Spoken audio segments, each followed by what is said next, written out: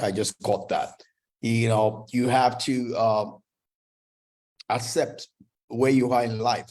Then you can play and work with what you have.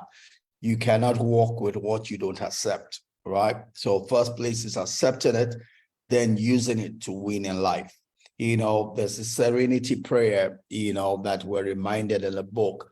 No, just before we get to the serenity prayer, this Epictetus, says happiness and freedom begins with a clear understanding of one principle. Some things are within our control and some things are not within our control.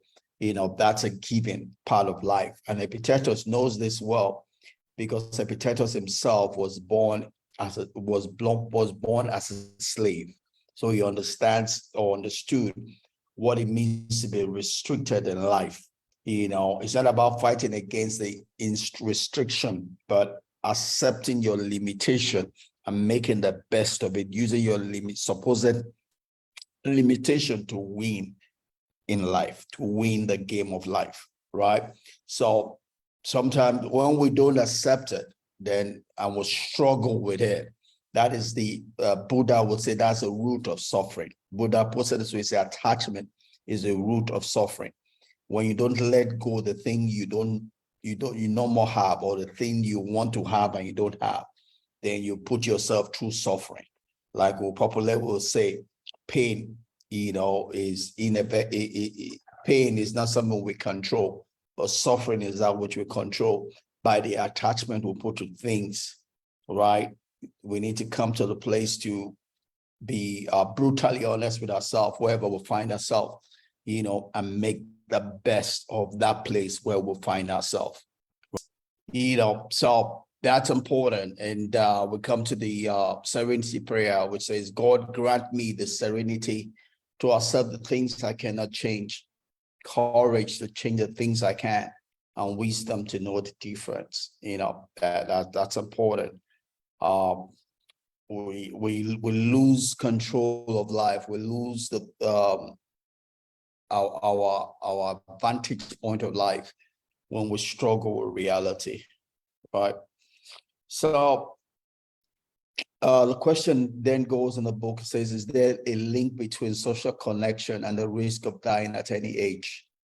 It says the result of the study, and several studies here they looked at, including this one that the book is focused on, shows that there truly is a correlation between our vantage point in relationship and how long we live. They found out that there's a strong social connection which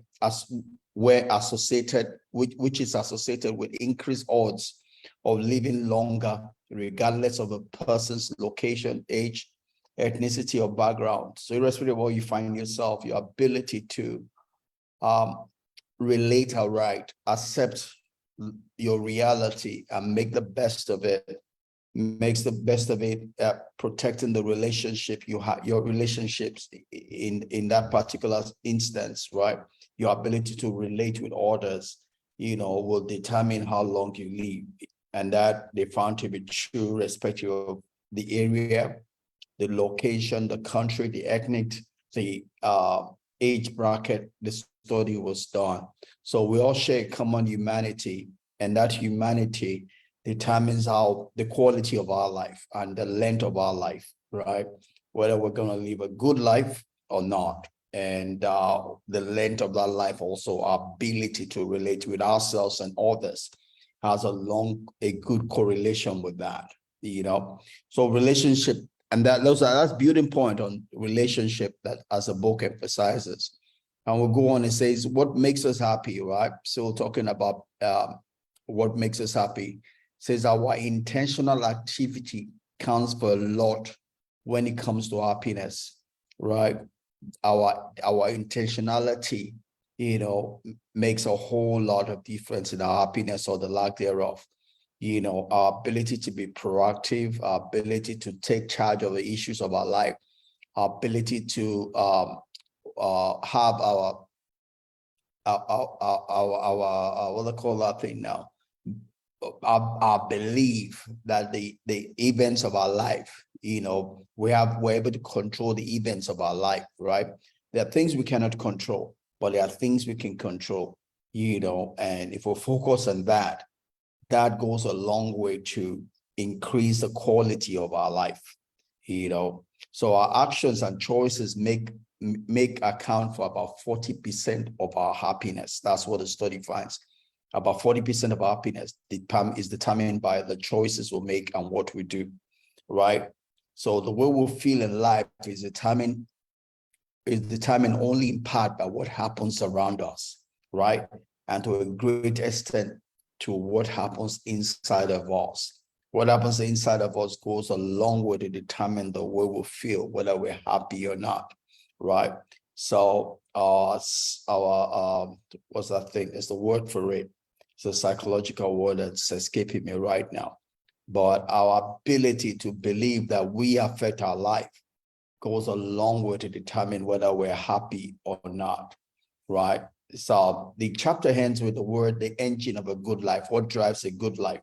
And it says relationships are not just essential as stepping stones to other things. They are not simply a functional route to health and happiness. They are hands in themselves, right? So relationships are hands in themselves. We don't relate with people to get other things. We don't get married because of children. We don't get married to do this. We get married for marriage itself, even though there are other things that come out of it, right? We relate with people. We're friends with people for friendship itself, right? Relationship is its own benefit, even though it results in other things. If you're going to be happy, then you need to know that and protect that you don't relate because of what you want to get from it. You relate because you need to relate. You need to have an essential connection to someone else, and that's important, right? Love by its very nature is unworldly, so says Hannah Arendt, right? Relationships are the foundation of our lives, intrinsic to everything we do and everything we have, right? So, and to close, this is the last slide here. It says, the engine of a good life is not the self, but rather our connection to others. Our essence is not found within ourselves, but it's found in the way we relate to everyone else, right? That is why we're here. We're not here just to be loners. We're here to be a blessing to others, right? Everything that takes place on the inside of us is the intent that will be a blessing, right? Not just be a loner, right? And I close this with David Goggins. I'm presently reading Goggins' book, Can't Be Earth. And it says, we can't control all the variables in our lives. It's about what we do with the opportunities revoked or presented to us that determine how a story ends. That determines whether we'll get fulfilled or not. It's not about the things we can't control. It's about all the things we can control, right? That's important. And that's really all I have for today. It's a fast one, but that's the end of chapter 2. Next week, Sunday, we go on and read chapter 3. Thanks for this quick time with me. God bless you. Have a great week ahead. See you next week. Bye-bye.